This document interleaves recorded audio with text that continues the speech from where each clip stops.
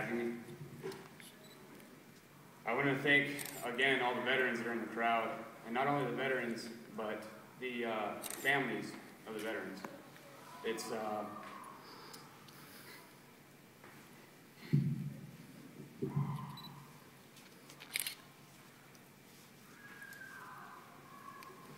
you'll never understand what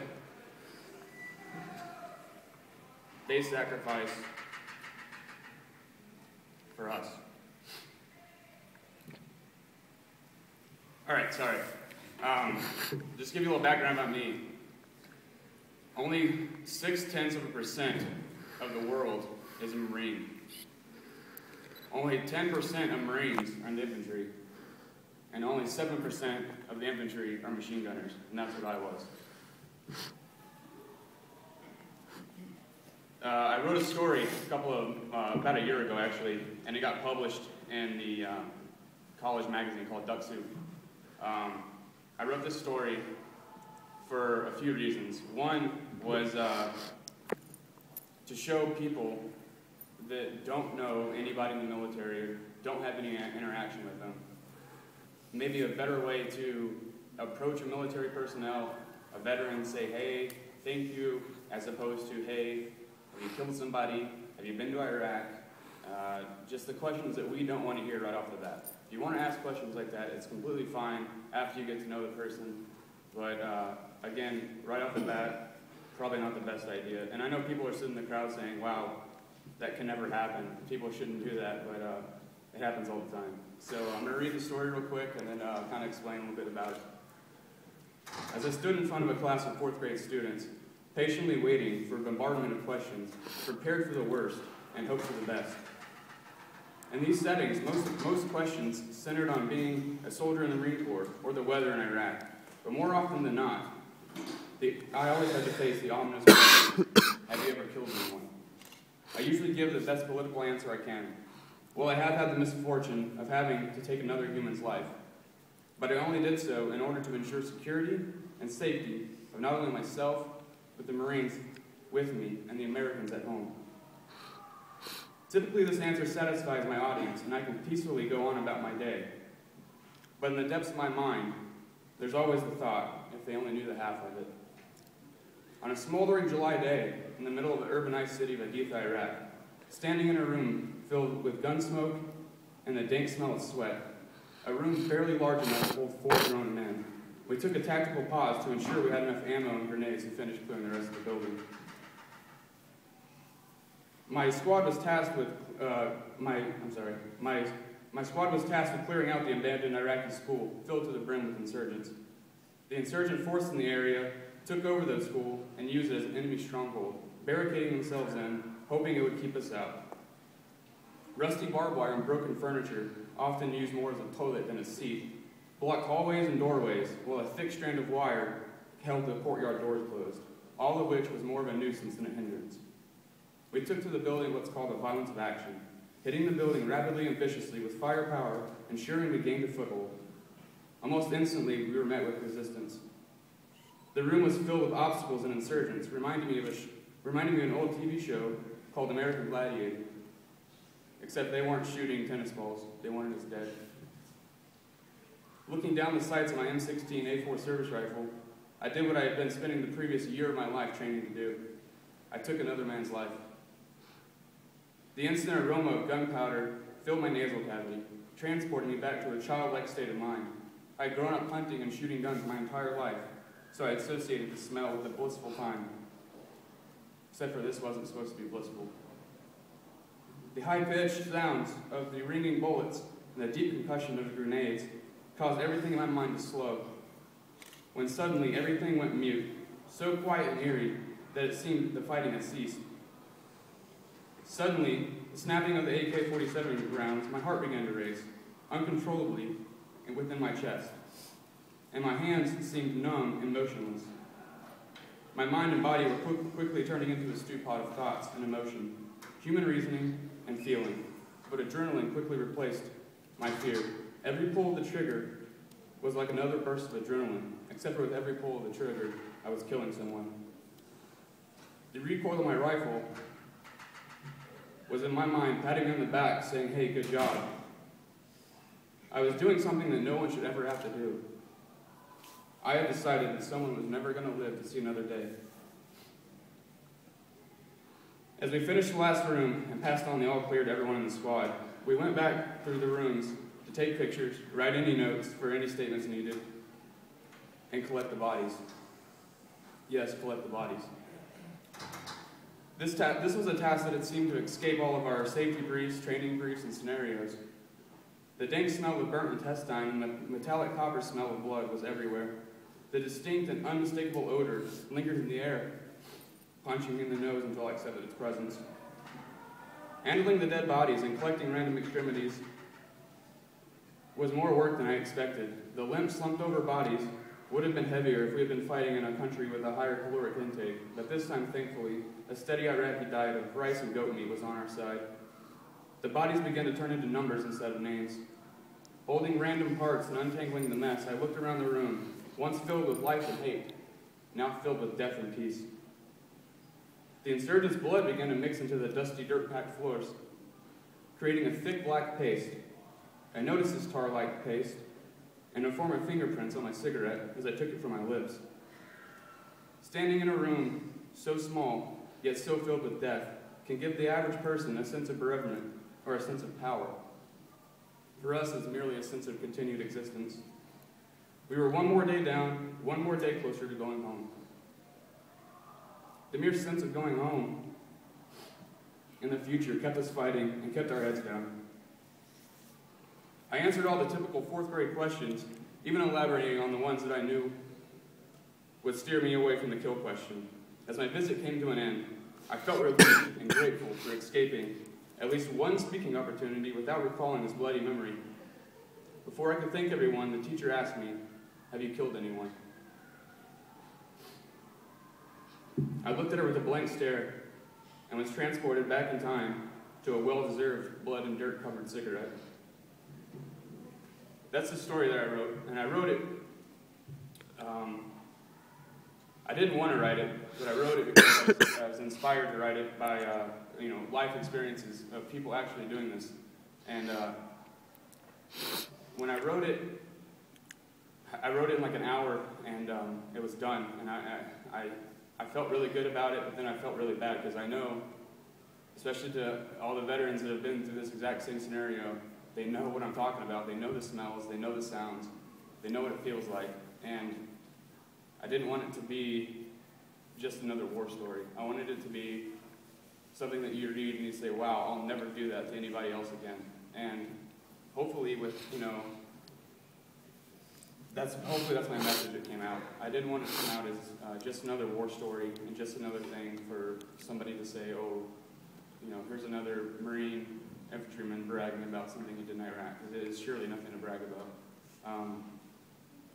Until this is published, none of these people in the front row knew.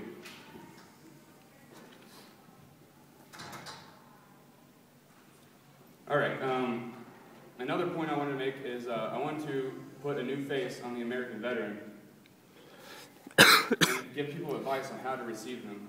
The veterans that you see today may or may not be the Stews, the Billies, the Felixes. They may not be that. They may be me. They may be the young man in the red shirt back there, the young man in the gray shirt back there, who I both have classes with. You don't know. You just don't know these days. They're younger, and they're smarter, and they're just out there to help.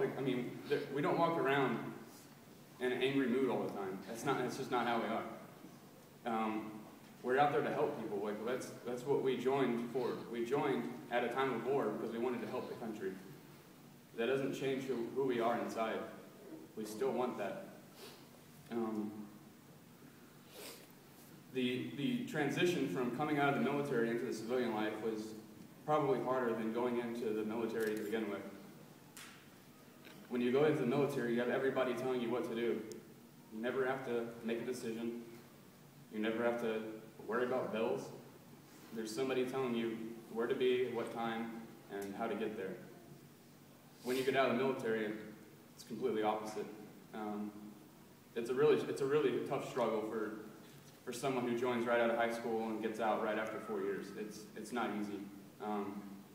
And I think as a society, we need to, open our arms to that and help that.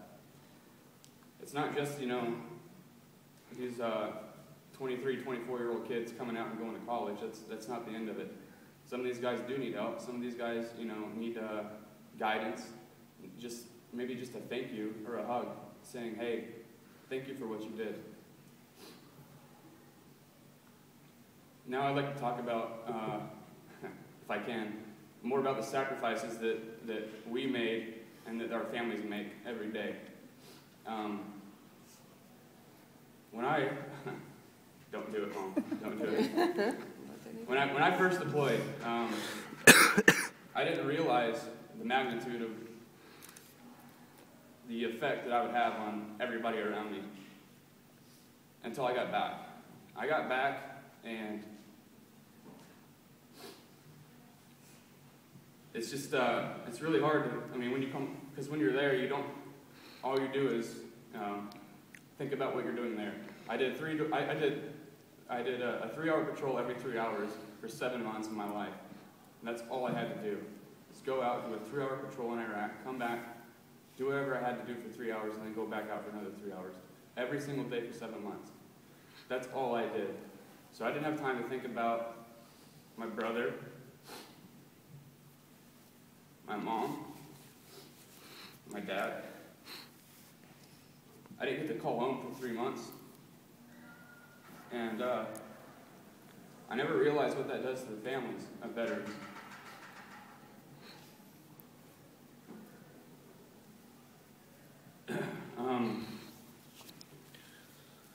Just the sacrifices that they make of sending packages, waiting by the phone.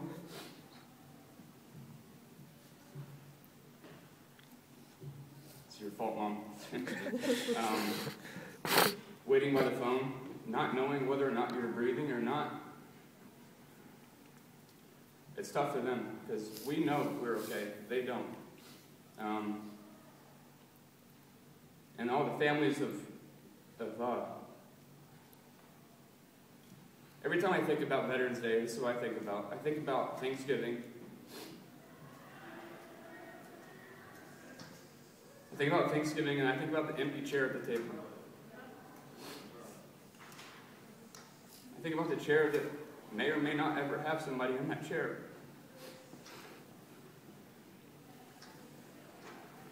Once again, though, I'd like to express my gratitude for the veterans before me, with me, and after me.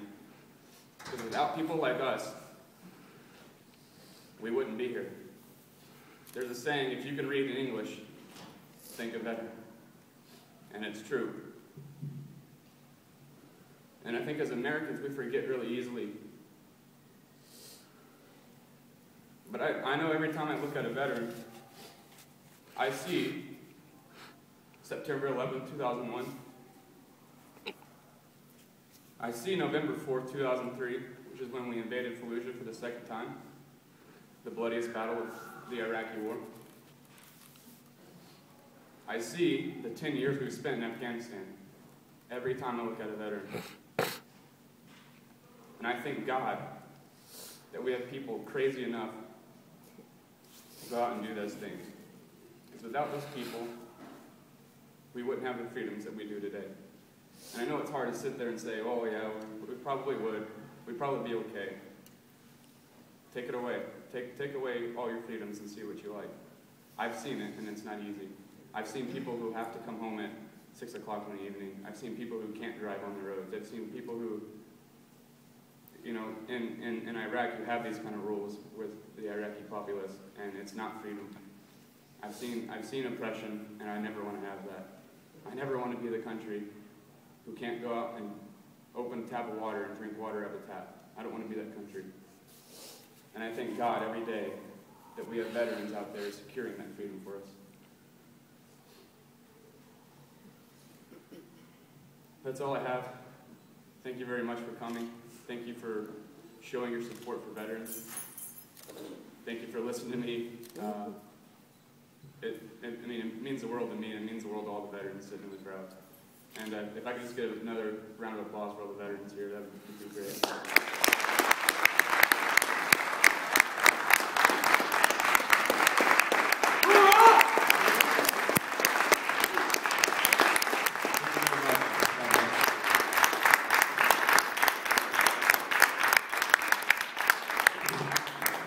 Thank you again, Tyler, very much. We appreciate your service, everyone's service here today. I'm proud to serve these young men and women every day as they come into our office and seek out their GI Bill benefits and other resources. I'm proud to work with the people that I work with, Paul, Stu, my boss, Carol Bray. Gonna make me cry, Carol, to do that. Our VA advisors, Shelley, Amy, Tracy, May, Dawn, the counselors, Dahlia and Avni, and definitely our front desk crew that really see our students as they come in. Eric, Diana, Valerie, she's our homeroom mom there in the office. So, and Larry, where's Tree? He's here somewhere. So, anyways, Tyler, I can't thank you enough. I have not suppressed crying that hard in quite a while. So, but thank you for doing this for us today. We really do appreciate it. Folks, we do have a, we're going to dismiss you. We've got cake and some lemonade over there that Student Life has organized for us. We thank you for that. And but while you're mixing and maybe mingling, we're just going to run a video montage that we did a year ago. Tyler's in there somewhere, I know, just thanking our veterans for their service. So on that note, thank you for being here. Tyler's family, mom, dad, sister, aunt, I guess brother, you said. Okay, we appreciate you being here today. And happy Veterans Day, everyone. Thank you.